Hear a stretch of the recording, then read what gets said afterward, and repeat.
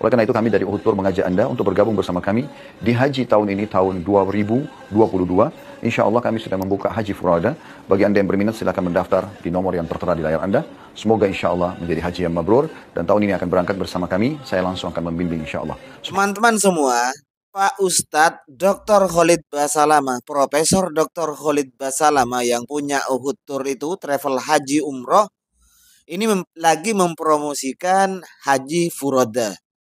Nah, sebenarnya saya juga tidak tahu sih apa sih haji furoda itu. Katanya haji undangan atau gimana, dan prosesnya itu gimana saya tidak tahu. Jadi nggak bisa menjawab bagaimana kalau kita ikut haji furoda.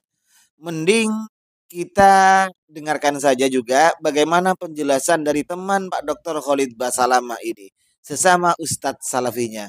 Nanti kita simpulkan siapakah sebenarnya yang paling mengikuti syariat Nabi ini nantinya ya.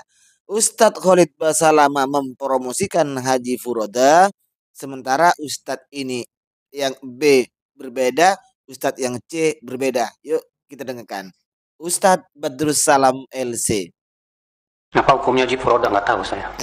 Coba tanya Ustadz Erwandi, Pak. Saya belum pernah mempelajari itu.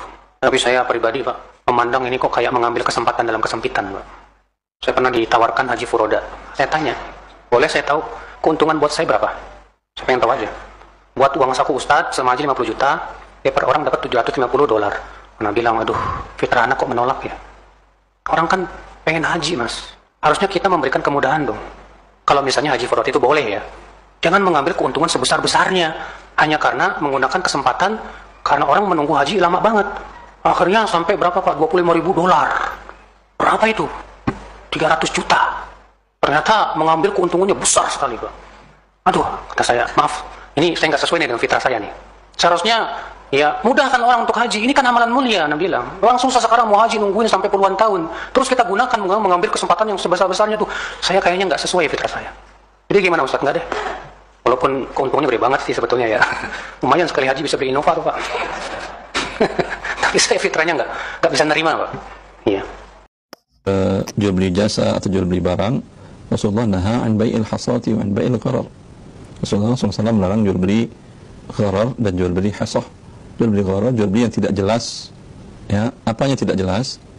Bisa jadi tidak jelas harganya, bisa jadi tidak jelas objeknya, yaitu barangnya, bisa jadi tidak jelas serah terimanya, ya, mungkin bisa diserah terimakan, mungkin tidak, ya. Dan ini dalam jual beli jasa haji furoda, ya, ini jelas, ini masuk kriteria tidak jelas serah terimanya. Serah terimanya itu adalah jasa berangkat ibadah haji. Ini tidak jelas. Pada saat dia berakad, apakah dia pasti berangkat atau tidak. Memang kalau yang dengan ONH juga tidak jelas, Ustadz umpamanya. Ya, bisa jadi dia meninggal, betul tidak jelas. Tetapi tingkat ketidakjelasannya lebih rendah. Karena gharar tidak mutlak haram, berbeda dengan riba. Tapi kalau kasus furoda, ya, ini tingkat antara bisa diserah terimakan dan tidak itu tinggi. Bisa dibayangkan tahun 2022 antara yang berangkat dengan tidak, dengan furoda itu yang berangkat hanya tidak sampai 10%.